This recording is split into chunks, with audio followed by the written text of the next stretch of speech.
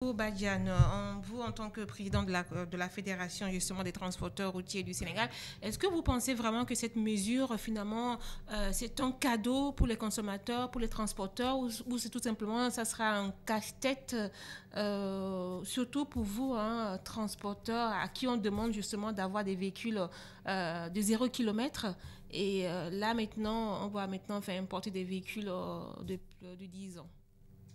Oui, merci Madame Diong, je vous remercie très sincèrement, mais je pense que on n'aura pas la même idée avec Monsieur Cissé, parce que je ne parle pas en tant que transporteur pour le moment, je parle en tant que citoyen sénégalais ou un Dakarois qui veut quitter son domicile pour aller au travail d'abord.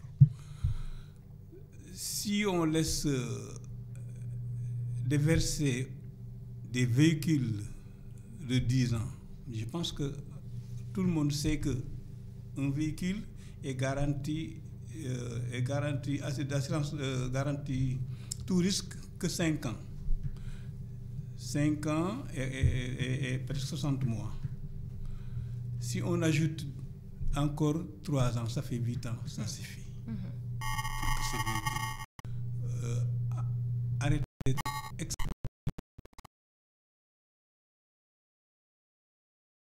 nous sommes dans un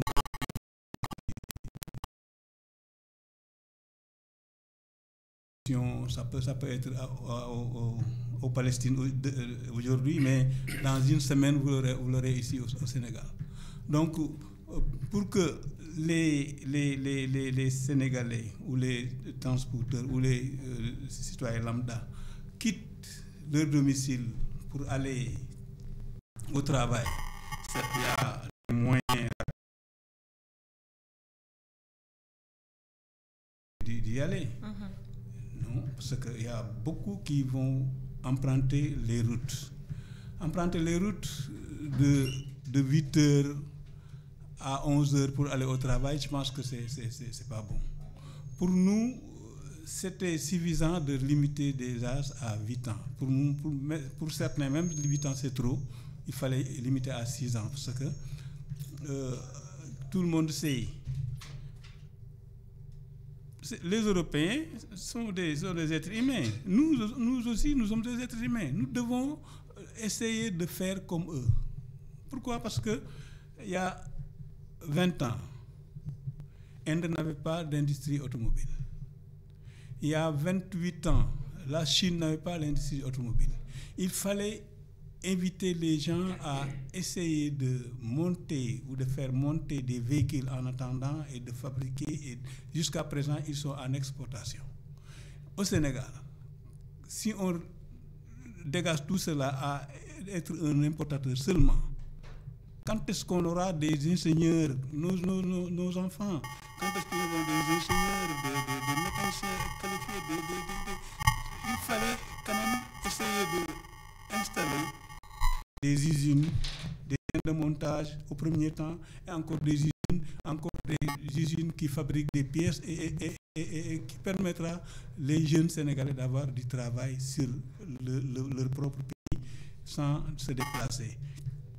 Il y a pas mal d'années, des ingénieurs qui ont fabriqué autant de matériel qui ne permet pas les autres, comme nous les Africains, d'y accéder. Parce qu'on n'a pas fait l'apprentissage.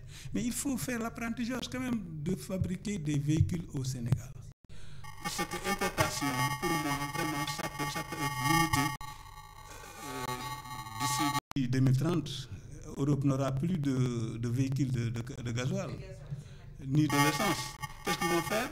Ils vont jeter tous ces poubelles au Sénégal ou en Afrique. Ouais. Pourquoi? Les Européens, ils sont pas plus intéressant pour nous, que leur vie est normale, mais qu'on essaye de voir quand même la possibilité de commencer à fabriquer sur tous les points, sur les portables, sur les radios, sur les mécaniciens, sur les mécaniques, sur les ponts, sur les boîtes, sur les moteurs, ainsi de suite, ainsi de suite. Il y aura pas, peut-être, il peut y avoir quelqu'un qui ne fabrique que des moteurs. un autre qui fabrique des ponts, un autre qui fabrique des boîtes. Mais à l'ensemble, vous aurez un véhicule. Et qu'il y aura un véhicule made in Sénégal. Mais si on continue à importer, je vais vous dire une anecdote. Le président Abdoulaye Wade, on l'avait demandé de... Parce que moi, j'étais importateur. J'étais immigré en Allemagne. On l'avait demandé de nous permettre d'amener chaque immigré un véhicule en réunion. Il a fait sortir un papier, il a regardé, il dit, quand je donne chaque immigré un véhicule, on aura peut-être 15 000, 1 million de véhicules qui sera ici au Sénégal, qui permettra plus les Sénégalais de se déplacer. Hein? Oui. Rapidement, M. Malick Diop. M. Malick Diop, qui est donc le secrétaire général et chargé de communication du mouvement Dole et Transport. Monsieur Diop, bonjour et merci d'être en direct sur la radio Trade FM. Bonjour, je vous remercie pour l'invitation. Je salue le coordonnateur M. Omar Kité et Marco Bayan, qui est un camarade du transport. Bon, j'ai suivi le débat. Très bien. Alors, M. Malick Diop, justement, vous qui êtes justement secrétaire général et chargé de communication du mouvement Dole et le transport, comment est-ce que vous percevez justement cette réglementation qui relève un peu l'âge des véhicules de 8 ans à 10 ans en tant que chauffeur de taxi, qui est justement dans un mouvement qui regroupe presque 800 personnes? Aujourd'hui, des véhicules seront importés qui n'auront pas forcément 0 km au compteur. Comment est-ce que vous percevez cette réglementation? Bonjour, merci beaucoup. Bon, je perçois cette mesure d'une manière très incohérente. Parce que je suis en phase avec mon camarade Marco Bayan. Vraiment, le gouvernement avait prôné une économie endogène. En prônant une économie endogène, c'est de pouvoir renforcer votre service privé pour être plus compétitif. Mais envoyer cette mesure pour satisfaire certaines vieilles des immigrés, vous avez permis d'importer des voitures à plus de 10 ans ou à moins de 10 ans. Donc, en ce moment, vous voyez les parkings qui sont un peu partout à Dakar, qui sont un peu saturés à cause des véhicules importés en Europe ou dans d'autres pays en Asie, entre autres. C'est pourquoi nous, en tant qu'acteurs, en tant qu'organisation syndicale, qui sont dans le secteur transport privé, particulièrement les taxis, nous, les taxis sont limités, pour avoir une licence, nous sommes limités à une véhicule de 0 km. C'est vrai. Oui, encore, si on laisse les véhicules particuliers entrer à Dakar et servir à d'autres fins, comme des transports irréguliers ou la concurrence déloyale, qui est un peu partout avec les particuliers, nous, ça nous inquiète beaucoup. C'est pourquoi nous pensons que cette mesure n'est pas adéquate avec une économie endogène. Si tu veux créer une économie endogène, il faut vraiment appuyer votre service, le privé, pour qu'il puisse être plus compétitif. C'est pourquoi nous, en tant qu'organisation syndicale, en tant qu'acteur du transport, nous pensons que cette mesure doit être revue parce que c'est une incohérence totale. Et si on peut arriver, peut-être comme l'avait fait M. Abdoulaye Wade, le président Abdoulaye Wade, lui avait limité l'âge des voitures à moins de 5 ans. Nous pensons que c'est la plus bonne manière des choses. Sinon, peut-être, ça va nous permettre, si on limite l'âge des véhicules importés, ça va nous permettre d'installer des industries de montage d'automobiles, comme le fait Sénéra Automobile. Il y a d'autres constructeurs automobiles. L'expérience a été montée en Maroc, au Nigeria, en Afrique du Sud. Eux, ils ont arrêté l'importation des véhicules à plus de 5 ans. Donc, les constructeurs sont obligés de venir dans ces pays, d'installer les industries, de permettre les jeunes d'avoir du emploi et de gagner de l'expérience technique. Donc, c'est pourquoi nous pensons que, bon, c'est une erreur, c'est pas cohérent de vouloir faire une politique endogène et d'ouvrir cette marché pour un peu partout à plus de 10 ans ou à moins de 10 ans. Très bien. Donc, restez avec nous, monsieur Malick Diop, ne nous quittez pas. Je donne la parole rapidement à monsieur Momatissier. Monsieur Momatissier, finalement, cette mesure, elle est incohérente pour les transporteurs, les taximans et les gros porteurs. Mais eux aussi, finalement, qu'est-ce qui se cache finalement derrière cette mesure? Parce que, en fait, surtout même pour ce monsieur qui ne la comprend pas du tout. J'ai bien écouté, monsieur Diop. Oui. Et je pense que sa crainte est qu'il y ait une concurrence déloyale. C'est-à-dire que les véhicules importés, au lieu de servir à des particuliers, servent au transport déloyal. C'est ce que je dis. Mais il ne devait pas y avoir un transport déloyal. Mais c'est des consommateurs aussi, des taximans. Non, je vous dis que madame, le transport est réglementé au Sénégal. Mais c'est un secteur très mouvementé. Non. C'est qu'il faut appliquer les textes. Il faut appliquer les textes, madame. Dans un pays organisé, je pense qu'on peut faire ce qu'on veut dans la légalité sans anicroche. M. Diop a peur, comme M. Badiane, de la concurrence déloyale. C'est-à-dire ces voitures-là importées, au lieu de servir au transport, aux véhicules particuliers, servent à un transport qui n'est pas réglementé. C'est un état de fait, je le reconnais. Mais ce qui n'est pas normal, il faudrait que l'État soit organisé et que le transport soit fait par des gens qui respectent la réglementation. Alors, finalement... Si maintenant... D'accord, je vous laisse terminer. Oui. Si maintenant, ce transport est réglementé et qu'il n'existe plus de transport déloyal, peut-être que M. Diop allait changer de position. Parce que sa première crainte, c'était cette concurrence déloyale. N'est-ce pas? Oui. Et je réponds qu'il a raison, c'est un état de fait, il y a un transport déloyal, mais ce n'est pas normal. Il suffit simplement que l'État soit fort pour que tous ceux qui ne respectent pas la réglementation soient sortis du transport. Le deuxième point, madame. Effectivement, la souveraineté dont on se réclame n'empêche en rien une cohabitation. D'accord. Une cohabitation. Parce que tout simplement, on assiste à Saint-Iran. Effectivement, ils ont fait la visite à Saint-Iran. D'ailleurs, qui ne fonctionne pas à 50% de ses possibilités. Mais regardez, madame, observez autour de vous des voitures particulières Saint-Iran, on n'en trouve pas beaucoup. C'est des taxis. Donc, l'objectif, je ne dis pas de Saint-Iran, c'est de faire que des taxis. Mais le Sénégalais est comme ça. C'est décomplexé par rapport à conduire une voiture particulière où on ne trouve que la majorité des gens qui le conduisent, c'est des chauffeurs de taxi. Regardez autour de vous les concessionnaires de voitures d'occasion. Vous ne voyez pas généralement des voitures qui servent à faire le taxi. Vous voyez des voitures qui servent à plutôt une voiture particulière. C'est un constat. Le Sénégalais est comme ça.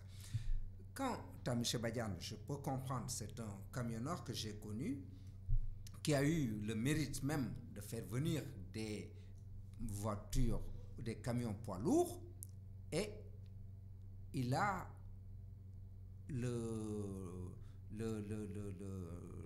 cette possibilité-là de se sentir que le camion tout neuf.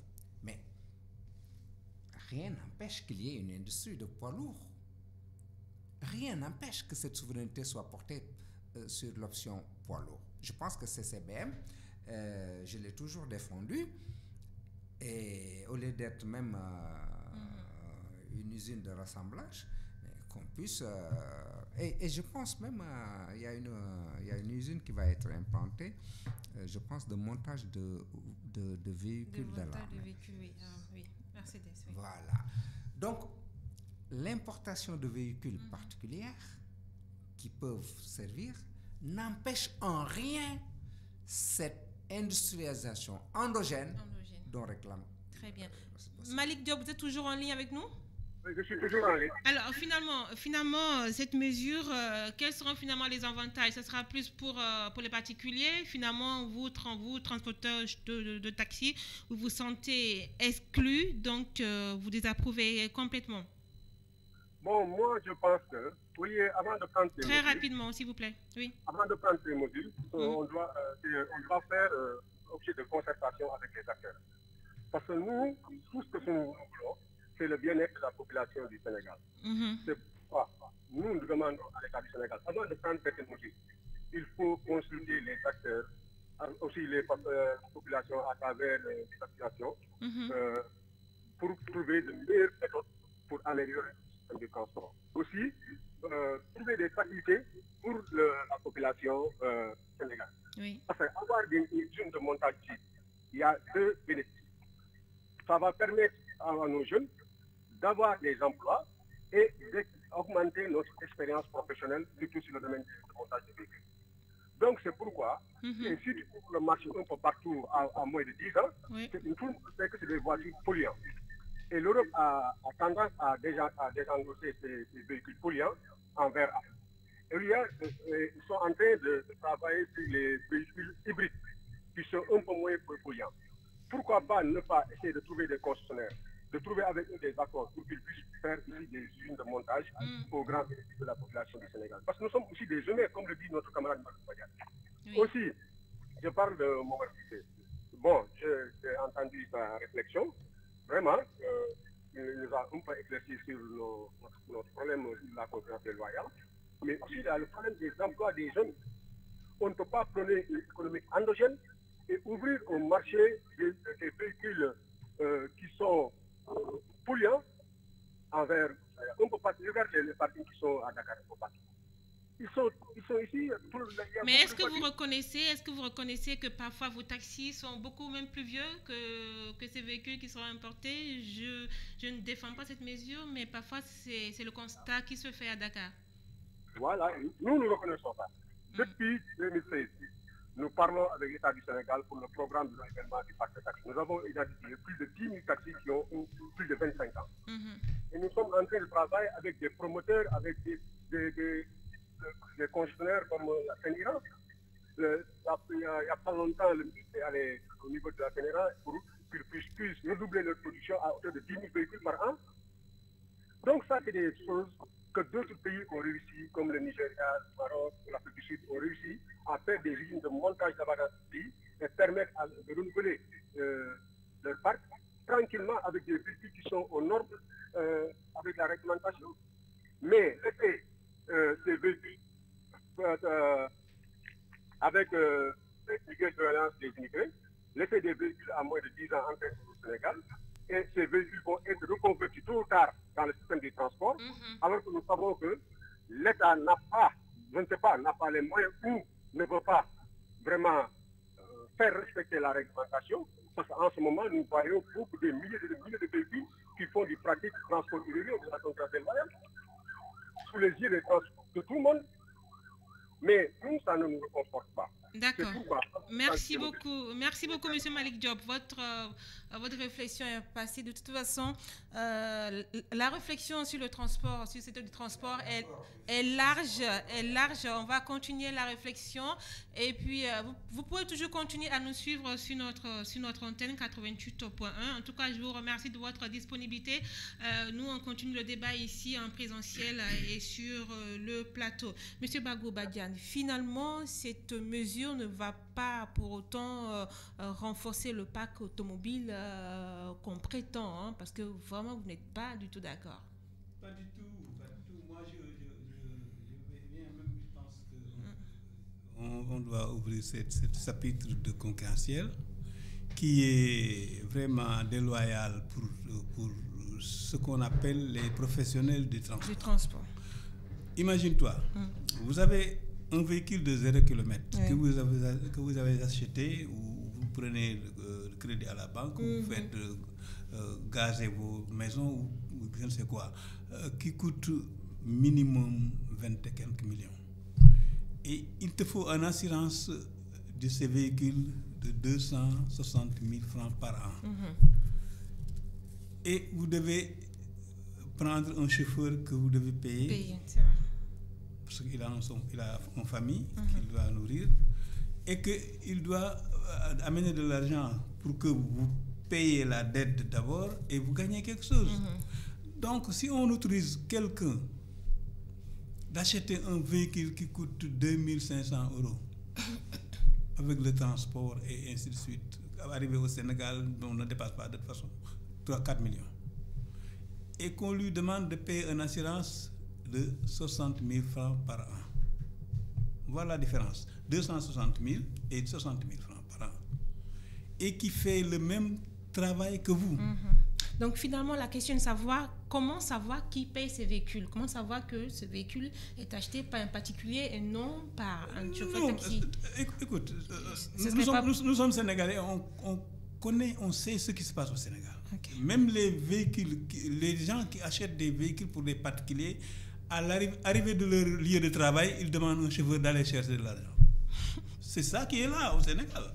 Partout, dans tous les ministères, dans tous les bureaux. Chacun a un chauffeur qui lui amène au bureau et ensuite va me chercher de l'argent jusqu'à 16 heures. Alors, donc, si c'est le cas, la profession du transport va disparaître. Parce qu'on ne pourra pas continuer avec ça. Donc la mesure n'est vraiment pas nécessaire pour vous. Non.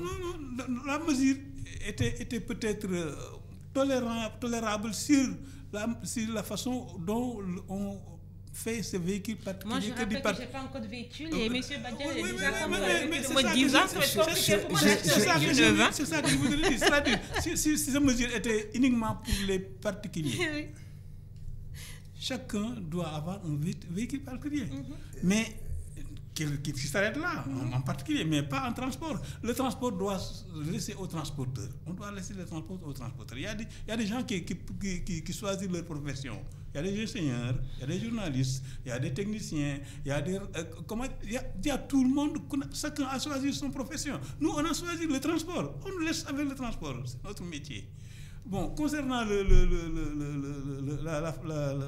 l'installation ou la possibilité d'aider les pays africains d'avoir la possibilité d'être des fabricants et de se quitter de ce mauvais, comment dirais-je, qui est l'importation. L'importation. Jusqu'à quand? Mais quand même, je vous ai dit, Inde maintenant, l'Inde nous exporte des véhicules. Des Tata et beaucoup d'autres véhicules qui viennent d'Inde. Pourtant, il y a 20 ans, il n'y avait pas... Ils sont fermés l'importation pour obliger les gens à fabriquer. Ici au Sénégal, ou en Afrique même en général, on devait fermer l'importation, peut-être de limiter l'âge même de 3 ans. C'était suffisant, 3 ans. Très bien. 3 ans et fabriquer des véhicules made in Sénégal avec des Sénégalais. Merci ce qui permettra aux Sénégalais d'être importateurs. Parce que vous êtes au Sénégal, par exemple. La porte dont part la porte d'Afrique. Ce que les gens disent, le Sénégal, c'est la porte d'Afrique. Donc, vous installez au Sénégal des usines qui fabriquent des véhicules, vous êtes l'importateur, vous êtes l'exportateur de toute l'Afrique. Et que vos jeunes, les Sénégalais, à l'université, les gens qui sortent avec des licences et des techniciens, qu'est-ce qu'ils font faire? Il y en a qui sont au Valais pour cultiver de riz. Pourquoi? Alors, parce qu'ils ceux qui sont faits avant d'avoir ces J'entends très bien ce que vous dites. J'entends très bien ce que vous dites. Mais M. Matissé, finalement, les routiers n'ont pas si tort que ça, parce que finalement, ça sera le Sénégal d'être un déversoir justement des véhicules de 10 ans, des véhicules pollués, des véhicules dont on n'est pas sûr justement de la sécurité. Déjà, nos routes sont très étroites. Il n'y a que 100 000 véhicules immatriculés chaque mois. On a l'impression déjà que Dakar inonde de véhicules. C'est l'impression qu'on a.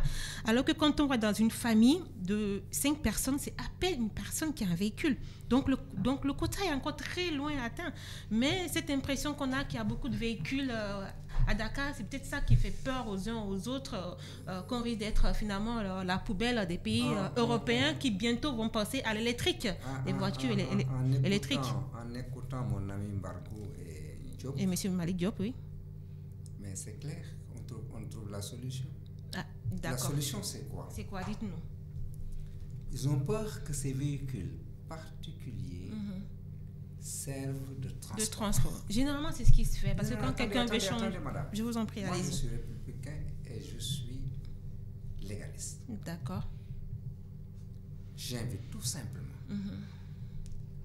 à ce que ces nouvelles autorités fassent respecter la réglementation. Comme ça, M. Diop et M. Mbargane ne verront pas de mauvais œil cet aspect de 10 ans. Mais parce que comment? Déjà que le secteur est déjà c'était très mouvementé. Quand on fait des textes, c'est fait pour être respecté. Mais il y a combien de textes qui ne sont pas respectés? Oui, mais justement, c'est le tort. Oui.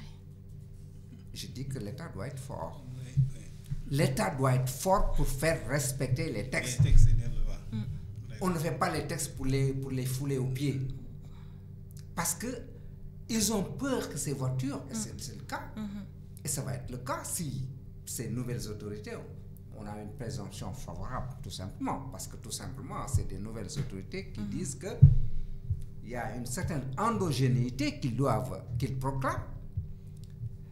Et le fait que ces voitures ne servent pas aux particuliers et au transport va freiner, par exemple, Sénégal, va freiner peut-être d'autres initiatives. C'est vrai. Mais monsieur le PM doit tenir compte de tout cela. Faire couper la poire en deux. Vous qui n'avez pas encore de voiture, vous allez en profiter. Et cette souveraineté-là soit respectée. Maintenant, vous parlez de technicité. Oui.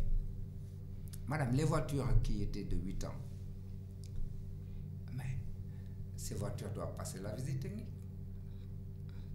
La visite technique doit respecter une certaine norme. Mais vous savez, même avec les voitures toutes neuves, vous savez qu'il y a des problèmes au niveau du carburant. Notre carburant, parfois, ne respecte pas les normes de certaines voitures neuves. Importées. D'accord. C'est trop lourd, c'est ça? C'est trop lourd. Ouais. On ne peut pas comprendre qu'une voiture toute neuve tombe en panne 6 mois après. Et le carburant est indexé. Donc, il y a des choses qu'il faut au préalable régler. La raffinage. Voilà. En attendant qu'on puisse quand même faire profiter aux populations des voitures toutes neuves. Alors, comment faire en sorte justement, parce que beaucoup craignent aussi une dégradation de la sécurité routière avec l'arrivée de ces véhicules qui seront polluants, qui ne vont pas forcément respecter les vitesses techniques. Maintenant, comment faire en sorte qu'avant même l'arrivée de ces véhicules, pour qu'on sache que le véhicule qui est importé, même étant vieux, n'est pas forcément polluant et peut justement respecter certaines vitesses techniques. Vous ne pouvez pas importer un véhicule et mettre ça en circulation sans passer par des voies administratives.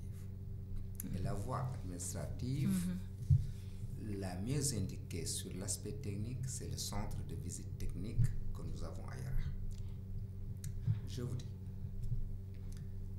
une fois que vous avez dédouané, et ça, j'attire l'attention qu'il ne faut pas quand même qu'on augmente les frais de douane, parce que sinon on augmente encore les frais de douane, vous allez l'acheter très cher. Très cher, c'est vrai. Donc, c'est un plaidoyer que je demande.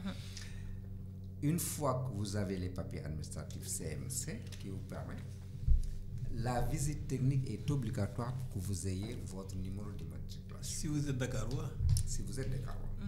Sinon, dans les régions, c'est de visu.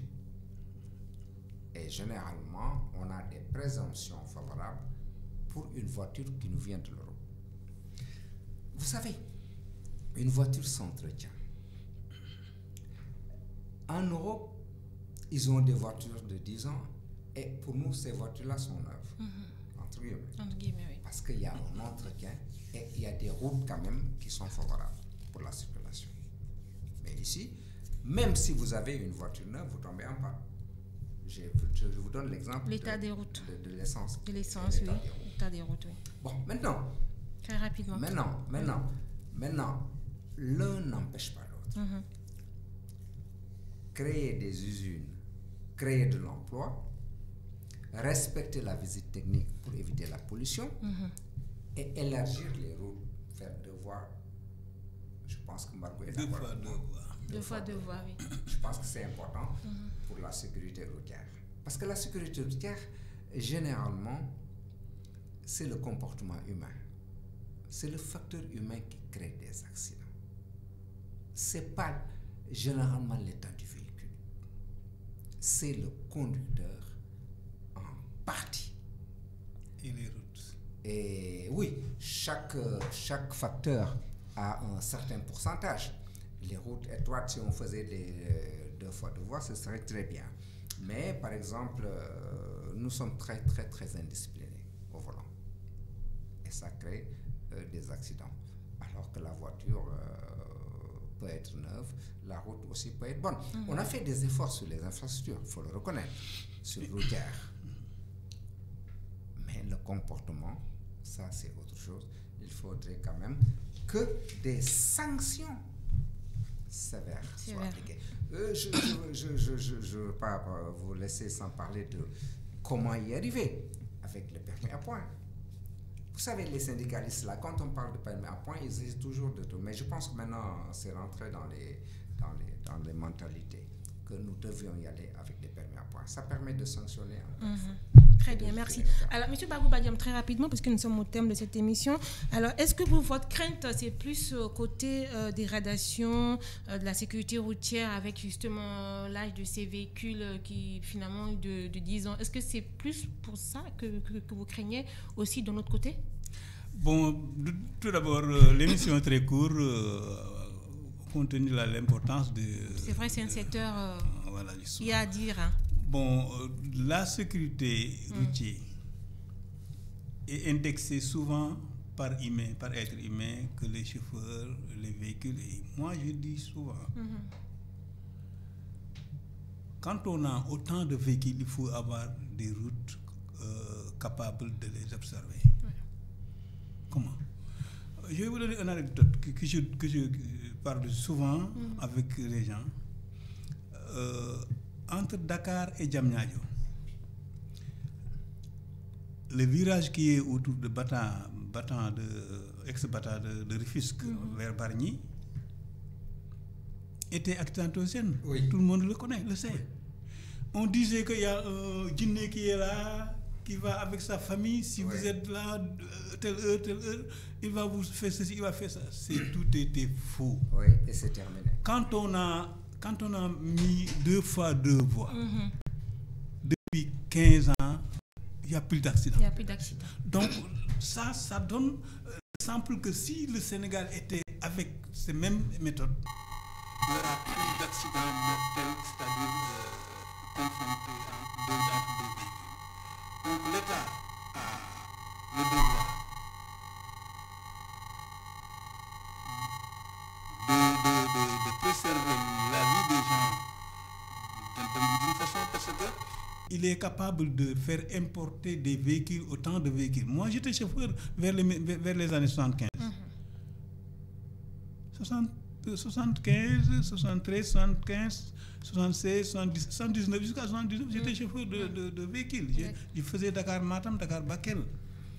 En ce moment, tu peux conduire 30 minutes sans croiser un véhicule. 30 minutes sur la route, Dakar-Saint-Louis. Maintenant, tous les 2 semaines, il y a un véhicule qui passe.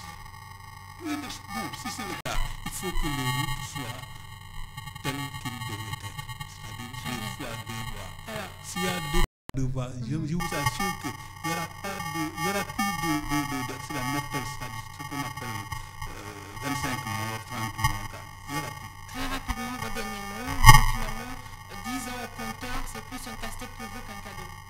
Non, en tout cas, 10 ans au compteur, ce que je veux, je veux que le Sénégal soit un pays industrialisé. Pas un pays importateur de véhicules. D'autant plus qu'en Europe, ils vont passer très bientôt à l'électrique. Malgré ma profession chauffeur, transporteur, je suis obligé d'aller même au champ de faire la culture parce que je veux pas importer. Importation, c'est pas quelque chose qui fait développer un pays. On a des jeunes.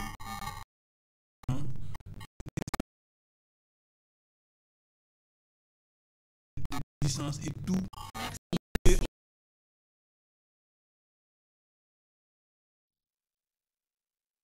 un maillon Merci beaucoup, M. Badiane, pour cette plaidoyer. Finalement, 10 ans compteur, c'est plus un cadeau pour vous, M.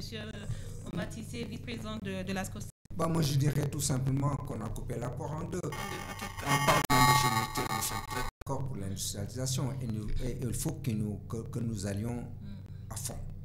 Mais cependant, les voitures particulières doivent rester des voitures particulières et ne pas venir glisser dans le transport. Au niveau du transport. Merci. Merci beaucoup de votre disponibilité, monsieur. Je rappelle que j'ai sur ce plateau monsieur Mohamed Tissé, vice-président de la SCOSEN, Bagoura Badiane, président de la Fédération nationale des transporteurs routiers du Sénégal. C'est un secteur large, un sujet large. Bien évidemment qu'on aura le temps d'approfondir, de continuer la discussion avec d'autres invités. Quant à moi, tout de suite, ce sera le journal de 13h présenté par Blaise Akofaye. Je vous donne rendez-vous mardi prochain avec d'autres invités. Merci. Trade FM 88.1, une initiative de la Fondation Trade Sénégal.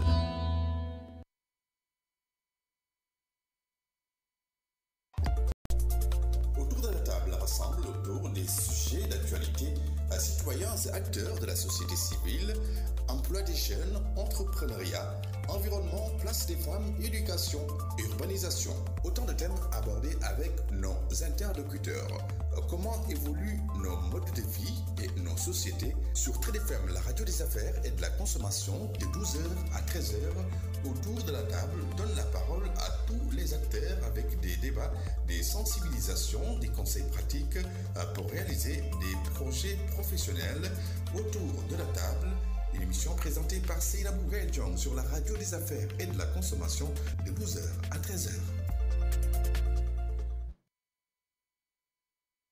Trade FM 88.1, une initiative de la Fondation Trade Sénégal. Autour de la table rassemble autour des sujets d'actualité. Première radio économique du Sénégal. Vous êtes décideur, homme ou femme d'affaires, Trade FM est votre radio 88.1.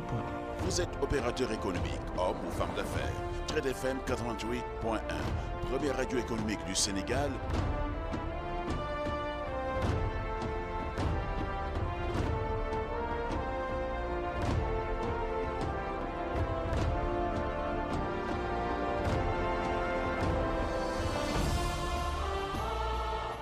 Vous êtes décideur, homme ou femme d'affaires, Trade FM est votre radio 88.1. Vous êtes opérateur économique, homme ou femme d'affaires, Trade FM 88.1. Première radio économique du Sénégal. Pour être au diapason de l'information économique, j'écoute Trade FM 88.1.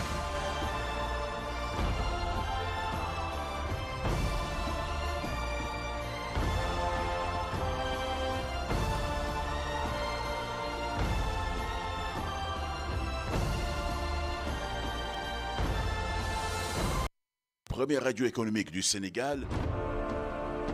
Vous êtes décideur, homme ou femme d'affaires, Trade FM est votre radio économique du Sénégal. Vous êtes décideur, homme ou femme d'affaires, Trade FM est votre radio 88.1.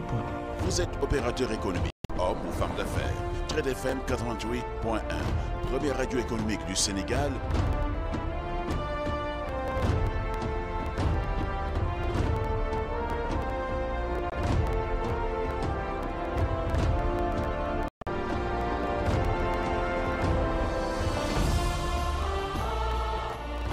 Décideur, homme ou femme d'affaires, Trade FM est votre radio 88.1. Vous êtes opérateur économique, homme ou femme d'affaires, Trade FM 88.1. Première radio économique du Sénégal. Pour être au diapason de l'information économique, j'écoute Trade FM 88.1.